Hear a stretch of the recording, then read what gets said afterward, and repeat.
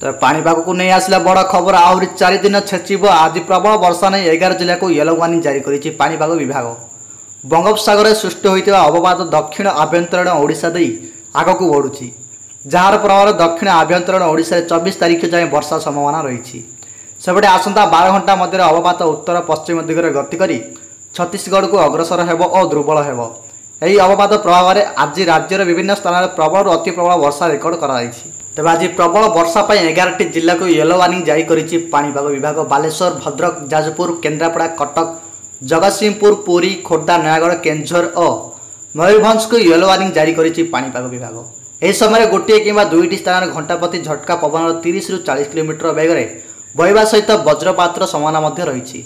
से भाई आसंता काली प्रबल वर्षा नहीं 6 जिला को येलो वार्निंग जारी होती। पछकु पछ आसुची लघुचाप उत्तर बंगोपसागर। यह लघुचाप सृष्टि होगा सारा राज्य में वर्षा नहीं आकलन कर संभाव्य लघुचापटी आसंता 24 तारिख बेलू उत्तर पश्चिम बंगोपसागर सृष्टि हो पारे।